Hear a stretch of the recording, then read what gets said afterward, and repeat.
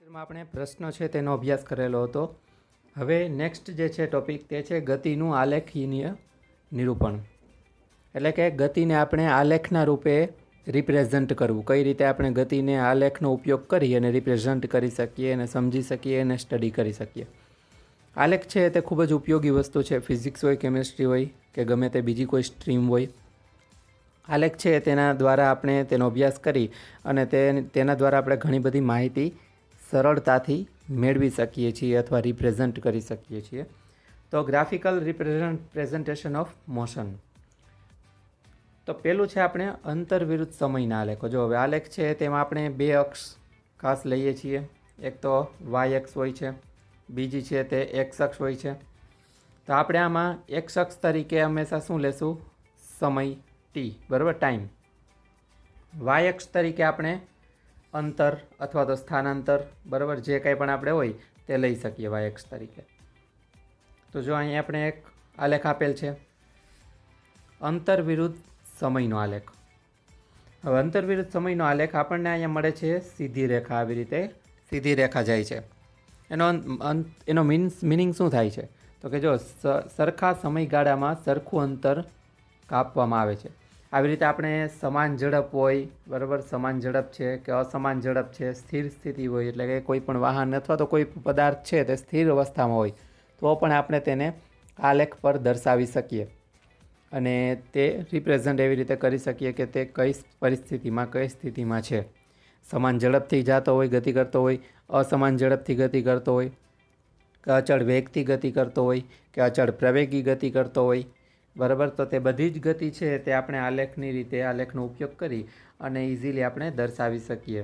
જો આગળ જોઈએ આલેખમાં કે આપણે જાણીએ છીએ કે જ્યારે કોઈ વસ્તુ સમાન સમયગાળામાં સમાન અંતર કાપે ત્યારે તે અચળ ઝડપથી ગતિ કરે છે, બરાબર. અને જે દર્શાવે છે કે વસ્તુએ કાપેલ અંતર સમયના સમપ્રમાણમાં છે. આમ અચળ ઝડપ માટે અંતર વિરુદ્ધ સમયનો આલેખ સીધી રેખા મળે છે, બરાબર, જે આપણને અહીંયા દર્શાવેલો છે, સમાન ઝડપનો આલેખ દર્શાવેલો છે. પછી અંતર સમાન દરથી વધી રહ્યું છે. અહીં નોંધો કે વાય અક્ષ પર વસ્તુએ કાપેલ અંતરના મૂલ્ય જેટલું જ તેણે કરેલા સ્થાનાંતરનું મૂલ્ય લો તો તમે અચળ ઝડપને બદલે અચળ વેગ એવું પદ આપણે વાપરી શકીએ. જો આપણે વેગનું સૂત્ર ખબર જ છે, સ્થાનાંતરના છેદમાં સમય, અને ઝડપનું સૂત્ર છે અંતરના છેદમાં સમય. આપણે અંતર વિરુદ્ધ સમયના આલેખનો ઉપયોગ કરી વસ્તુની ઝડપ શોધવા માટે આપણે કરી શકીએ એનો ઉપયોગ. જેમ કે આપણને અહીંયા નીચે જે આકૃતિ છે તેમાં દર્શાવેલ છે કે અંતર વિરુદ્ધ સમયના આલેખમાં એક નાનો ખંડ એ બી જે છે આપણે ધ્યાને લઈ, બરાબર, બિંદુ એ માંથી એક્સ અક્ષને સમાંતર રેખા, બિંદુ બી માંથી વાય અક્ષને સમાંતર રેખા દોરી અને બિંદુ સી પાસે મળી અને ત્રિકોણ એબીસીની રચના કરે છે. જો આપણે જોઈએ તે જે અહીંયા છે બિંદુ એ, બરાબર, કે જે પ્રારંભિક સમયગાળો છે, ત્યાંથી આપણે ગતિ છે તે કોઈ પણ પદાર્થની સ્ટાર્ટ કરેલી છે, ત્યાંથી ગણવાનું અંતર સમય, બરાબર. ત્યાર પછી બી પોઈન્ટ છે, ત્યાં T2 સમય છે, બરાબર. હવે આપણે એ બિંદુ જે છે તેને આપણે સીધી રેખા દોરી અને એક્સ અક્ષ ઉપર એને ટચ કરાવીએ અને બી બિંદુને આપણે ટચ કરાવીએ આ રીતે. ત્યાર પછી એવી જ રીતે એ બિંદુને હોરિઝોન્ટલ લાઇન ડ્રો કરી અને વાય એક્સ પર ટચ કરાવીએ. આવી રીતે બી બિંદુને પણ ટચ કરાવીએ. તો ઓલ ઓવર આપણને શું મળે છે કે જો ટોટલ આ જે એ બિંદુ છે, અને બી બિંદુ બંનેને આપણે જોડવાની ટ્રાય કરીએ, બંનેને આપણે એક સમાંતર હોરિઝોન્ટલ અને એક વર્ટિકલ લાઇન ડ્રો કરીએ તો આપણને અહીંયા બિંદુ સી પાસે તે મળે છે અને એક ત્રિકોણ જેવી રચના કરી દીધી છે, જો, બરાબર. તો એ ત્રિકોણ છે આ છે એબીસીની રચના કરે છે. આલેખમાં એસી સમયગાળો છે, બરાબર, એ આપણે ખબર પડી ગઈ. સમયગાળો કુલ છે આપણે હંમેશા શું લેતા હતા? અંતિમ માઇનસ પ્રારંભિક. સમયગાળો હોય કે અંતર હોય કે સ્થાનાંતર માટે તો હંમેશા આપણે જો સમયગાળો આ જે છે આપણે એ બિંદુ આપણું સ્ટાર્ટિંગ પોઈન્ટ હતું, બી બિંદુ છે તે એન્ડિંગ પોઈન્ટ છે. તો સ્ટાર્ટિંગ એટલે કે પ્રારંભિક સમયગાળો શું છે? T1, અને બી એન્ડિંગ છે એટલે અંતિમ સમયગાળો શું છે? T2, બરાબર. તો ઓલવેઝ શું થશે? T2 માઇનસ T1, બરાબર. એટલે એ સમયગાળો આપણે ટોટલ જે સમયગાળો છે અને એ દરમિયાન એ સમયગાળા દરમિયાન કાપેલું અંતર કેટલું છે તો એ ગણીએ તો એ છે સ્ટાર્ટિંગ અંતર છે S1 અને અંતિમ અંતર છે તે S2 છે. તો અંતિમ માઇનસ પ્રારંભિક કરીએ તો S2 માઇનસ S1 થાય કે જે આપણું અંતર છે. તો એ પ્રમાણે આપણે ઝડપમાં આને દર્શાવવું હોય તો ઝડપનું સૂત્ર શું છે? V બરાબર અંતરના છેદમાં સમય. અંતર કેટલું છે તો કે S2 માઇનસ S1 જેટલું. સમય કેટલો છે તો કે T2 માઇનસ T1 જેટલો, બરાબર, જે આપણને અહીંયા સમીકરણ 8.4માં જોવા મળે છે. હવે આ જ રીતે આપણે અંતર્વિરુદ્ધ સમયનો આલેખ પ્રવેગી ગતિ માટે પણ દોરી શકીએ, બરાબર. અચળ પ્રવેગી ગતિ કરતો હોય, વેગથી ગતિ કરતો હોય તો તેના માટે પણ આપણે આલેખ દોરી શકીએ. જો અહીં એક કોષ્ટક છે તેમાં આપેલ છે કાર દ્વારા નિયત સમયગાળામાં કપાયેલ અંતર 0 સેકન્ડમાં 0 મીટર છે, 2 સેકન્ડ છે ત્યારે 1 મીટર, 4 સેકન્ડમાં 4 મીટર, 6 સેકન્ડમાં 9 મીટર, અલગ અલગ અંતર છે. અસમાન ગતિ કરતી હોય કોઈ પણ કાર તો એના માટેનો આલેખ અહીં આપેલો છે. અસમાન ગતિ કરતી કાર માટે અંતર સમયનો આલેખ, બરાબર. એનો કોઈ અંતર છે, એના આલેખનો કોઈ આકાર નિશ્ચિત નહીં હોય. જ્યારે સમાન ઝડપથી ગતિ કરતી હોય તો તેનો આલેખ આપણને અંતર વિરુદ્ધ સમયનો આલેખ છે તે આપણને સીધી રેખા મળશે, જેમ આપણને પાછળ જે આલેખની આકૃતિ હતી તે. અને ધારો કે અચળ વેગથી ગતિ કરતી હોય તો તેનો આલેખ છે આપણને એક નિશ્ચિત આકારવાળો મળે. અચળ પ્રવેગી ગતિ કરતી હોય તો નિશ્ચિત આકારવાળો મળે, જે આપણે આગળ જોશું અલગ અલગ આકાર. પરંતુ અસમાન ઝડપ, અસમાન વેગથી ગતિ કરતી હોય કોઈ વસ્તુ કે અસમાન પ્રવેગથી, તો તેનો આકાર છે, તેના આલેખનો આકાર નિશ્ચિત ન હોય. તે કોઈ પણ આકારમાં મળી શકે આપણને. કારની ગતિ માટે અંતર સમયનો આલેખ દર્શાવેલો છે, બરાબર. અંતર સમયના સમાન ગતિના આલેખ કરતાં આ આલેખનો આકાર જુદો છે, બરાબર. આ આલેખની પ્રકૃતિ નિયત સમયમાં કાર દ્વારા કપાયેલ અંતરમાં અરેખીય ફેરફાર દર્શાવે છે, મતલબ કે એ અસમાન ઝડપથી ગતિ કરે છે. હવે જો વેગ વિરુદ્ધ સમયનો આલેખ, વેલોસિટી ટાઈમ ગ્રાફ્સ, આમાં પણ આપણે સેમ કરશું કે એક્સ અક્ષ ઉપર સમય, પરંતુ વાય એક્સ ઉપર એક શું આવી જશે? વાં ઝડપ હતી, અંતર હતું, અહીંયા શું આવી જશે? વેગ. હવે જો આ જે આલેખ છે એ આપણને આવી સીધી હોરિઝોન્ટલ લાઇન મળે છે, એટલે કે જે આ આડી રેખા મળે છે, આડી લાઇન મળે છે.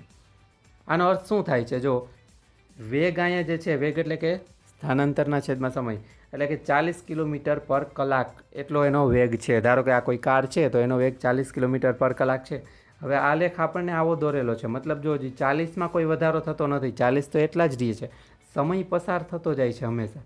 પહેલાં 1 સેકન્ડ છે, 2 સેકન્ડ અથવા તો કલાક, આપણે અહીં કલાકમાં આપેલ છે તો 1 કલાક, પછી 2 કલાક વીતી ગઈ, 3 કલાક વીતી ગઈ, 4 કલાક વીતી ગઈ છે, બરાબર. પણ છતાંય 40 છે એ તો ત્યાં નથી જ છે, એમાં કોઈ વધારો, આ ગ્રાફ છે તે આમ ક્રોસ લાઇનથી ઉપર નથી જતો, પરંતુ ત્યાં ને ત્યાં હોરિઝોન્ટલ લાઇન રહે છે. એનો અર્થ શું થાય છે?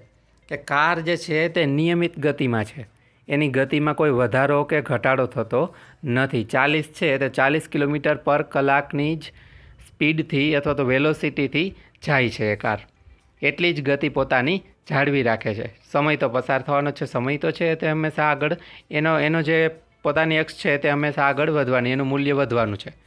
પરંતુ ગતિ ઝડપ જે છે તેનું મૂલ્ય વધે કે નહીં તે એની સ્થિતિ ઉપર આધાર રાખે. જેમ આપણે અહીંયા જોયું કે અચળ ગતિથી ઝડપ કરે છે, અચળ ગતિથી તે ટ્રાવેલ કરે છે.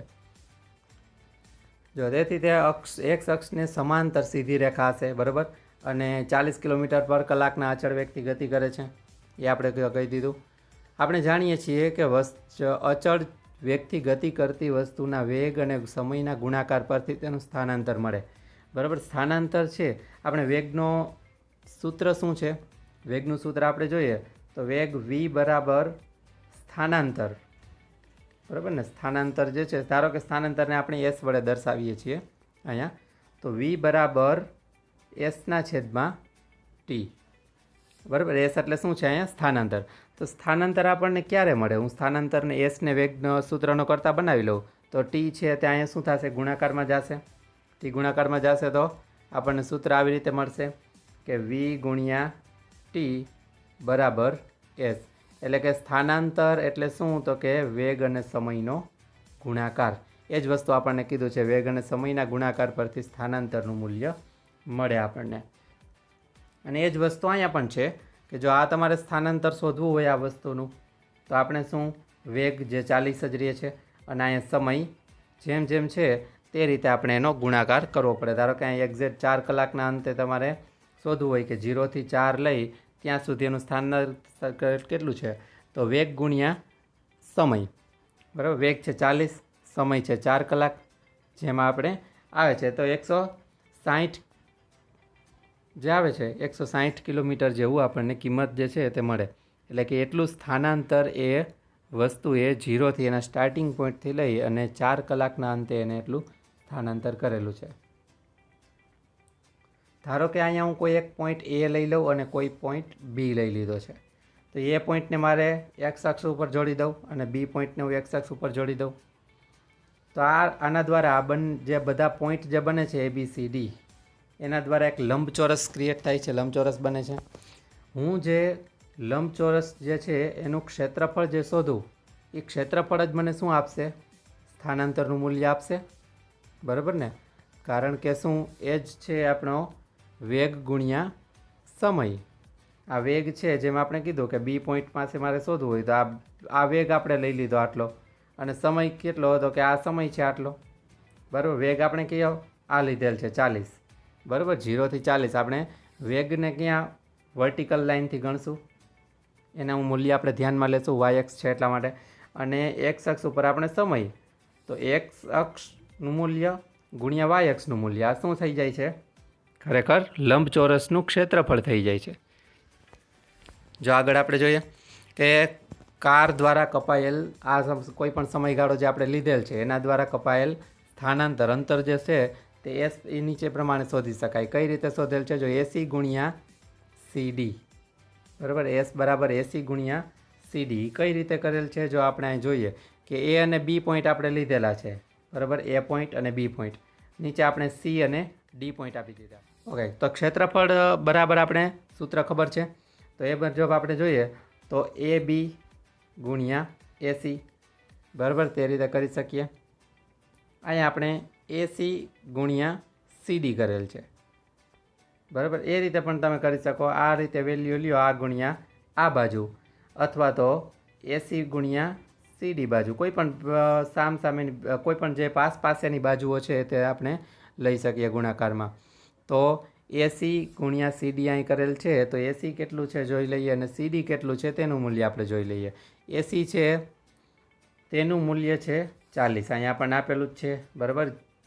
અહીંયા 0 થી લઈ અને 40 છે, એટલે ACનું મૂલ્ય તો આપણને ખબર છે, એનું મૂલ્ય છે 40. CD છે એનું મૂલ્ય કેટલું?